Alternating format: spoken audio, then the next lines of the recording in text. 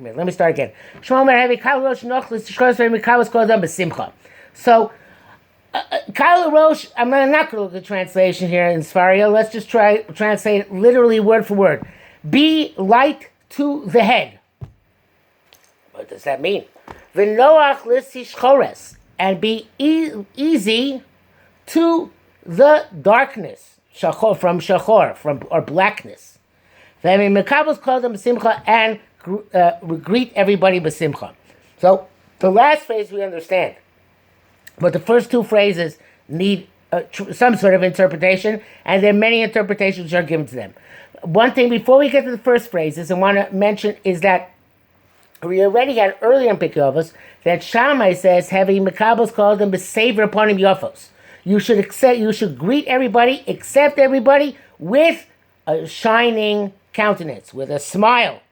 And there's a famous interpretation of that from Rabbi Salanter. Rabbi Salanter says that a person's face is a reshus harabim.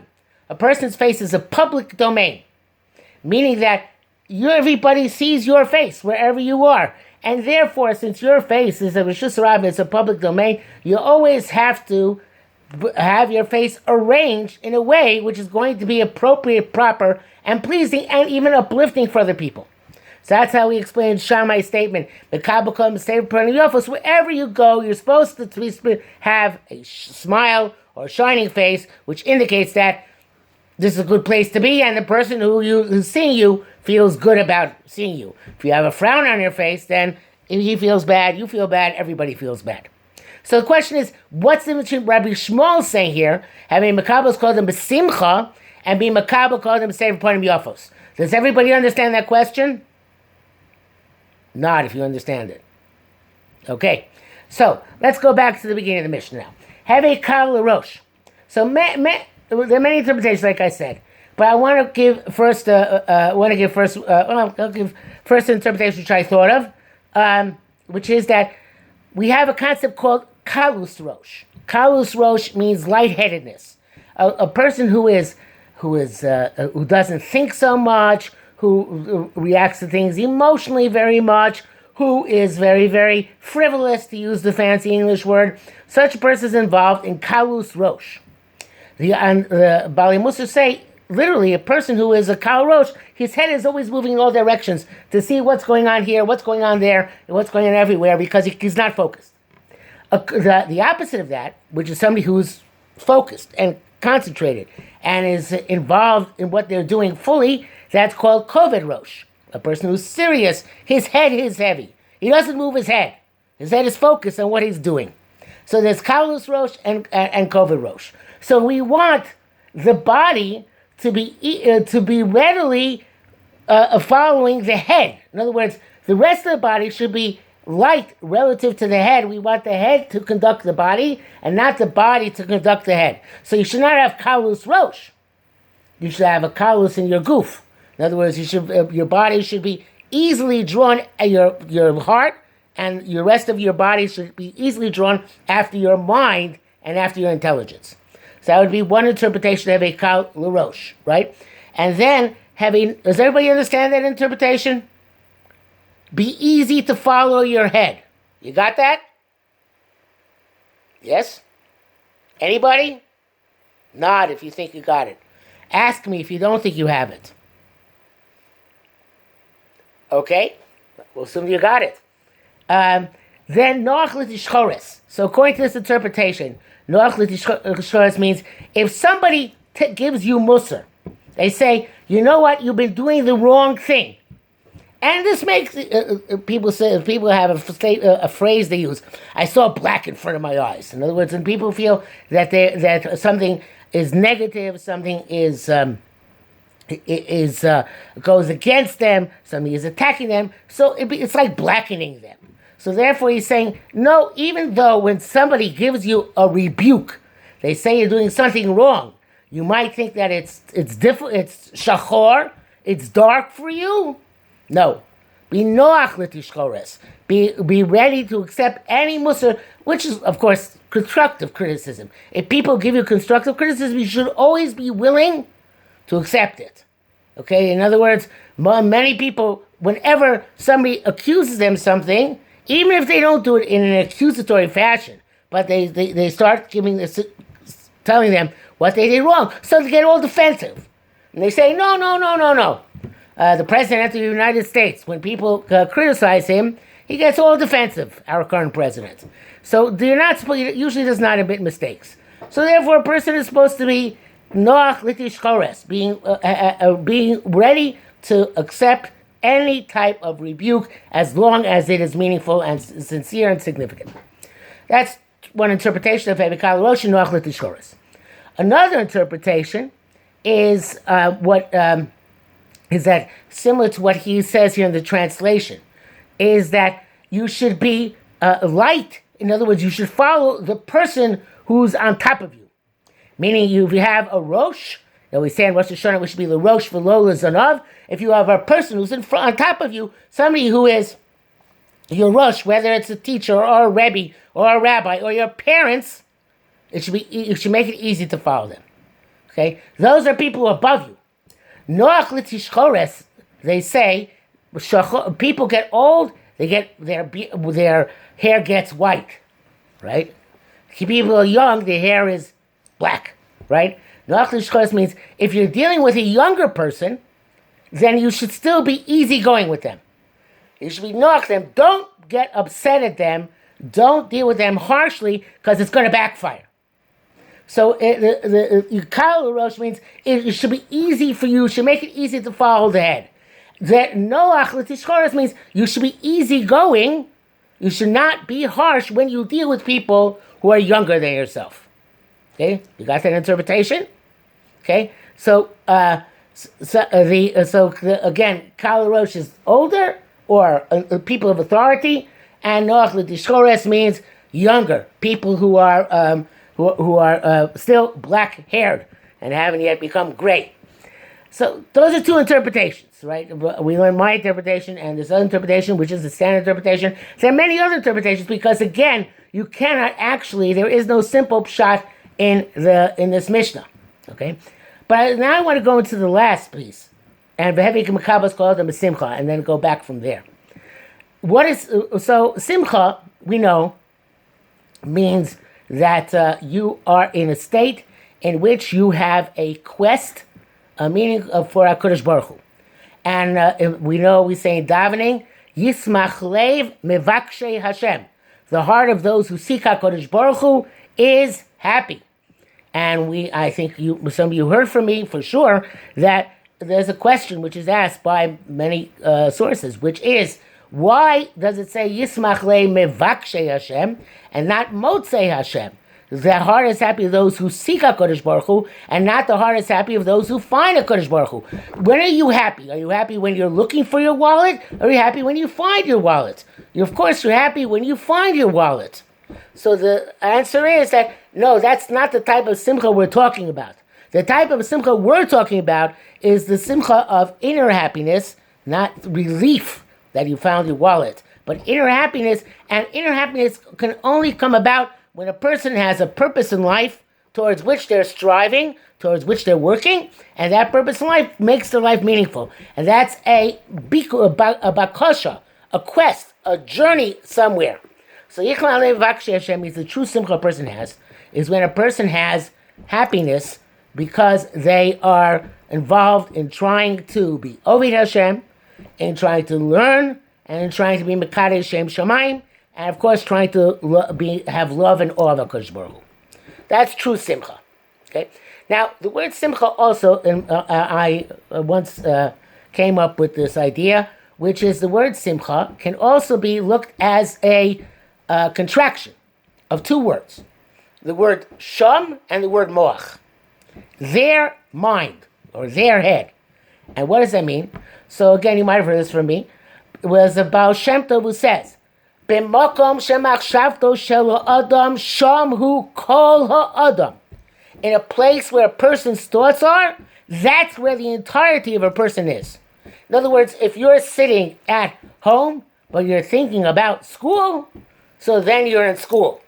If you're sitting in school and thinking about home, then you're at home.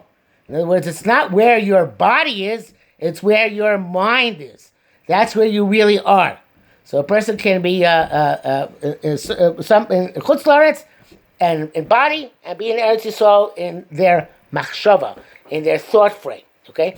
So a person who is besimcha, they always put their minds in a place which is going to cause them to have inner peace. In other words, even if things are stressed out and you're in a difficult situation and you're in an unpleasant situation, but a person who's able to put their minds, so to speak, project their minds elsewhere to, let's say, the Beis HaMikdash, or let's say someplace where you enjoy being, whatever the case may be. So that person is a person who is able to be besimcha even when he's in a situation physically where the simcha is not exactly flowing. That's, everybody knows that Reb Nachman of Breslov said, mitzvah gedola lios besimcha tamid, right? It's a great mitzvah to always be besimcha. Now, it's not clear whether it's literally a mitzvah. It doesn't seem to be one of the 613. But it does say in the Tochacha, at the end of Vayikra, we'll read in a couple of weeks in Parshas B'chukosai, it says that Hashem took us into Golus. Hashem took us to Golus. Tachas Hashem Hashem Elokecha b'simcha. Hashem took us into Golus because we didn't serve HaKadosh Baruch Hu with simcha. And the Rambam says that means literally, that there are different ways to interpret the pasuk. But the way the Rambam interprets it is literally, you served Hashem, but you didn't serve Hashem with simcha.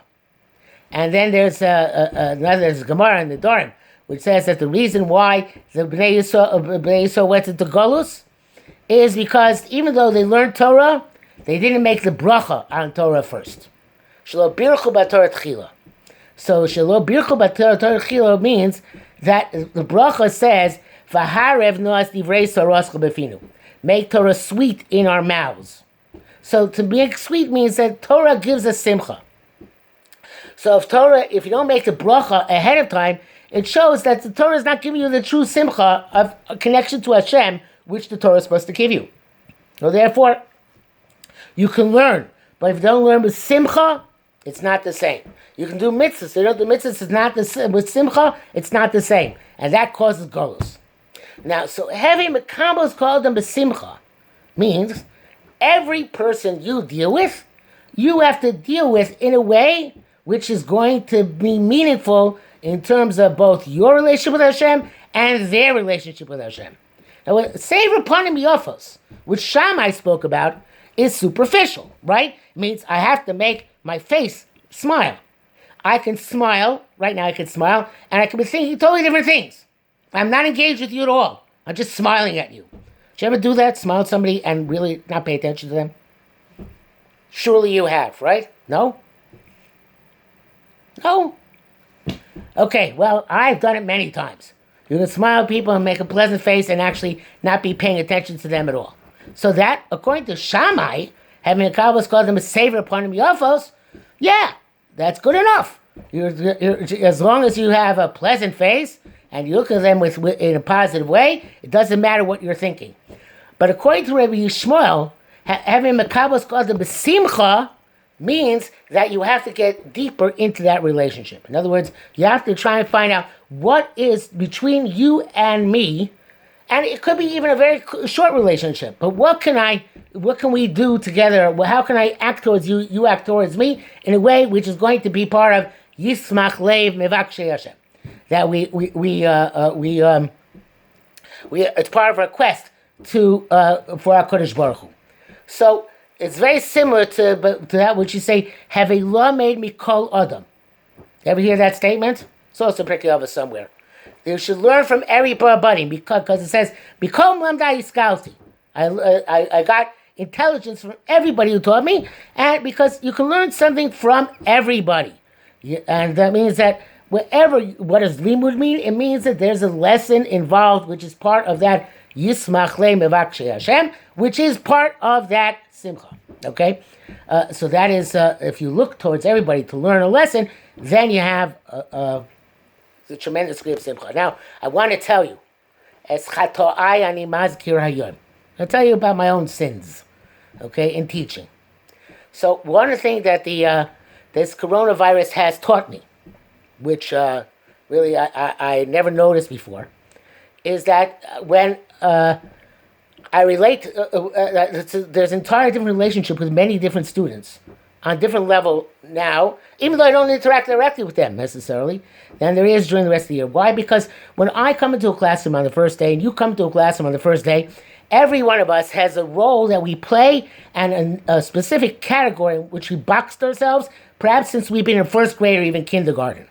There are in the class clowns, the class troublemakers, the goody-goodies, the people who take notes, the people who don't take notes, and they all have their specific role in the class that they've adopted over time, and they stick to that role. And you, the teacher, me, the teacher, usually I pick up on that, and I deal with the people, the goodies.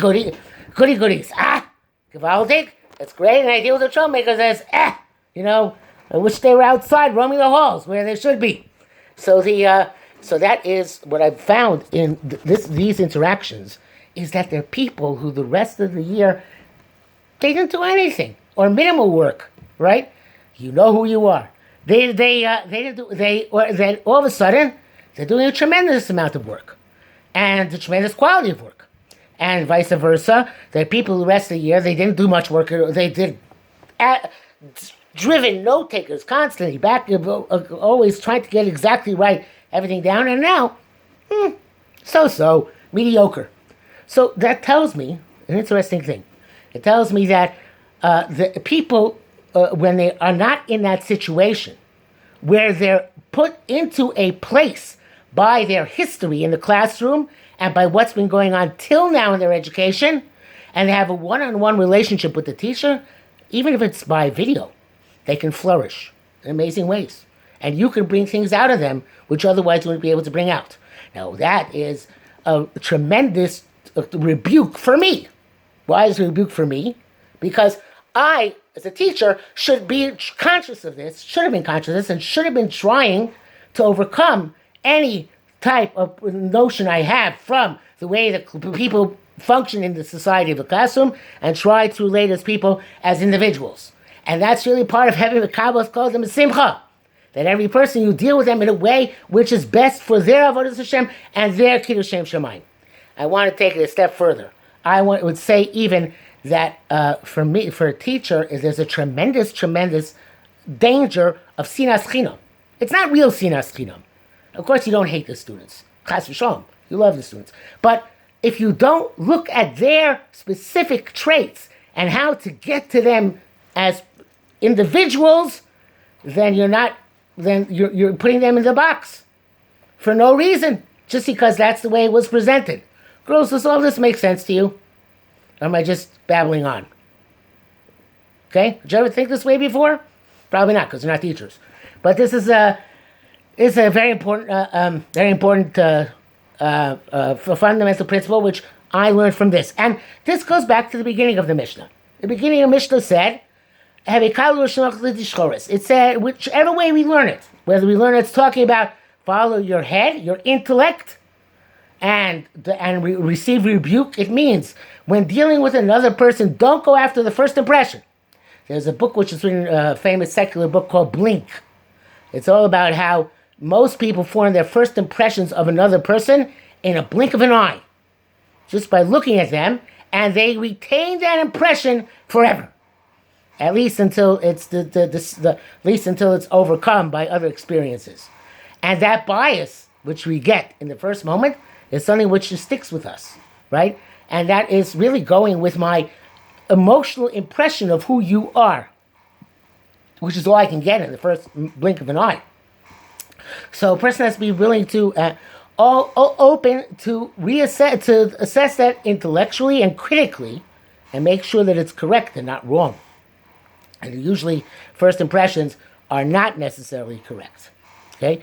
The second thing is ונוח לתשחורת. Again, if you have a kid, who misbehaves day and night, right? Well, We're only in school during the day. A kid who misbehaves day and night, and you think this kid is worthless and I want to get rid of this kid, then you should rebuke. We should be willing to say, take a rebuke yourself. Stand back and say, wait a minute. There's no such thing as a kid who doesn't have a specialist neshama. So no, and it's anything with other people in your class, right? We're talking today to girls, and girls, I know not YBH there aren't any, but in other schools there are cliques, right? Where girls are not nice to each other for no other reason other than they're not nice to each other and they want to be part of a specific group. So again, chas v'shalom, anybody here is involved in that, but that is sinas chinam. It's the same idea, right? There's no good reason for it. It just happens because that's where people fall in.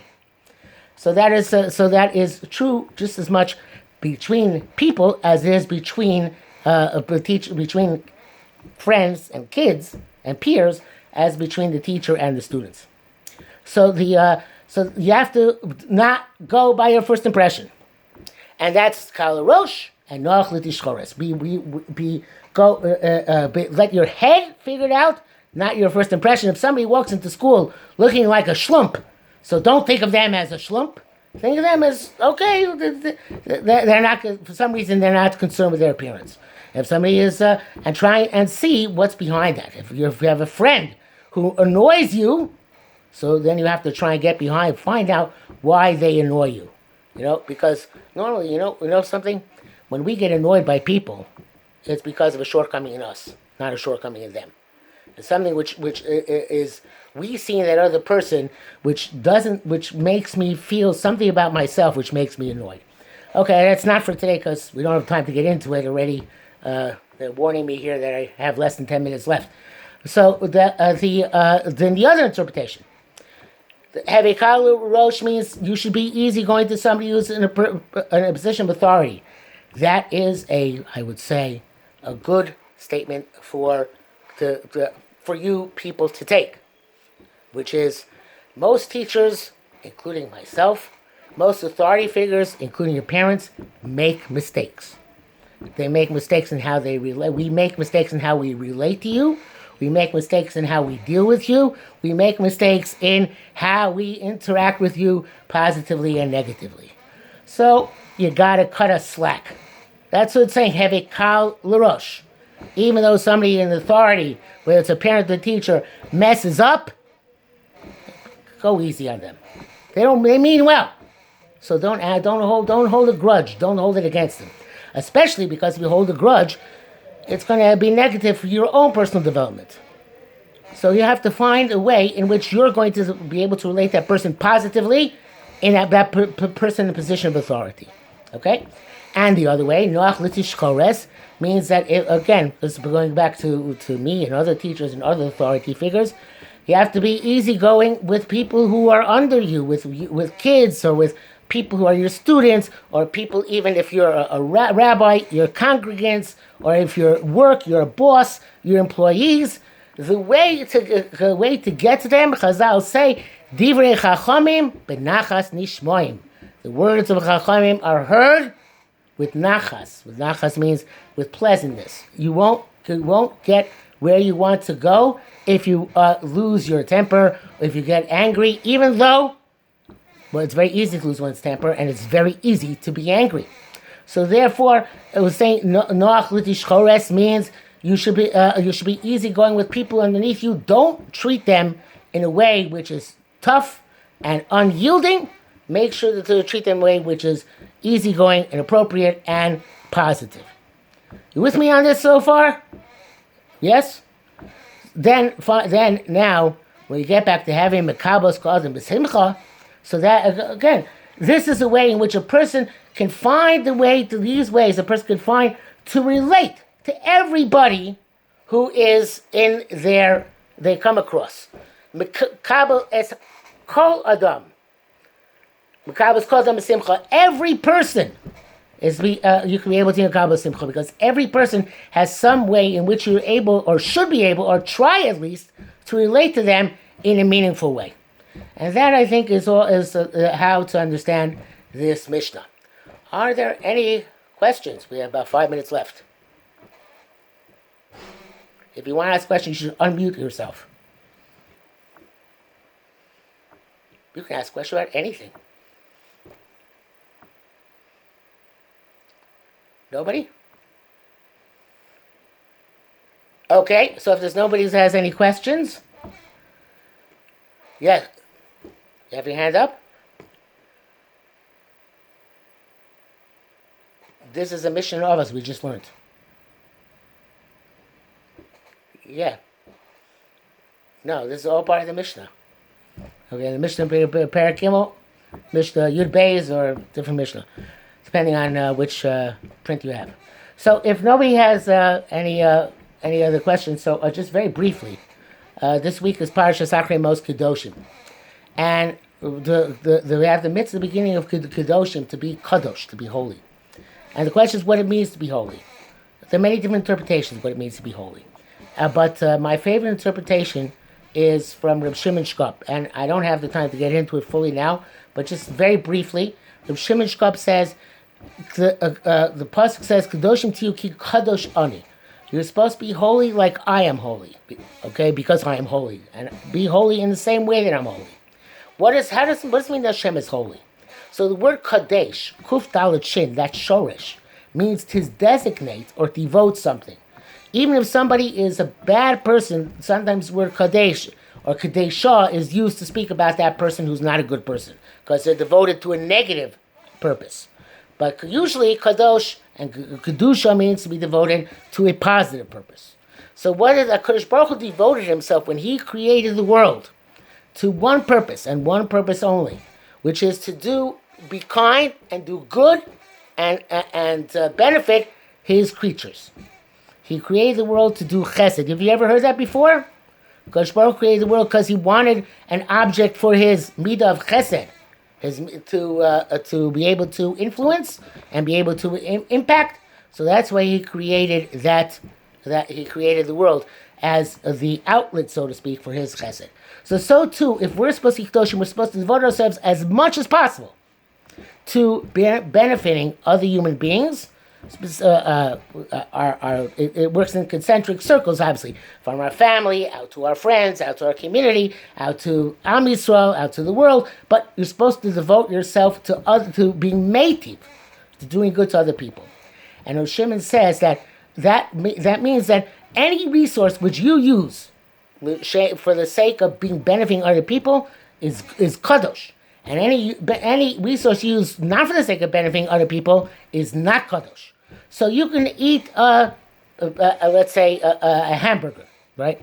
And if you eat the hamburger just because you enjoy eating the hamburger, that's not necessarily kedusha. Of course, you might say to yourself, "Oh, Marabu Masecha Hashem Kulam B'Chachma Asisa." It's such an amazing thing that Kodesh Baruch Hu created hamburgers. Okay, that's something else. But generally speaking, if you're eating the hamburger for the sake of enjoying the hamburger, that's not active kedusha.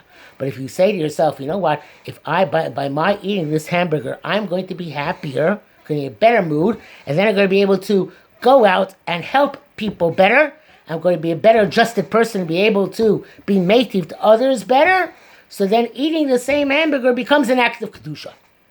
Any resource in the world can either be used for just for bad purposes, for neither bad nor good purposes, or for good purposes. So the person, of course, has to be honest with themselves. And the question is whether you're actually eating the hamburger l'shem shamayim. And if you're not, I'm not saying you shouldn't eat it. You know, there's a chazal which says, Reb Tzadok HaKohen says, why did chazal make a bracha before? Why is it only the Rabbanah to make a bracha before you eat? The Torah should have started making a bracha. It's a great thing to do, to make a bracha. But it's only the Rabbanah, not the Oraisa. Why is that? So the Tzadok says, because the Torah expects you to eat l'shem shamayim. The Chazal said, let's be real. Most people don't eat l'shem shamayim. At least let them make a bracha before they begin eating. So the bracha will uplift the eating. So, of course, maybe it's worthwhile to make a bracha. And it's worthwhile eating something in order to keep yourself healthy. But the best reason and the most kadosh reason to do anything is to do things in order to be able to be meitiv better to other people, in order to try and uplift them, in order to try and bring them to true simcha together with yourself. Okay, girls, I have less than about a minute left, so I'm going to sign off here so you don't get cut off in the middle. And I wish you all good Shabbos. And I actually ask quickly, is this format okay going forward for the weekly shiur? If not, let me know. Okay? 7th grade girls, you can also communicate with me directly through the now through Google Classroom. Okay, have a good Shabbos. Bye.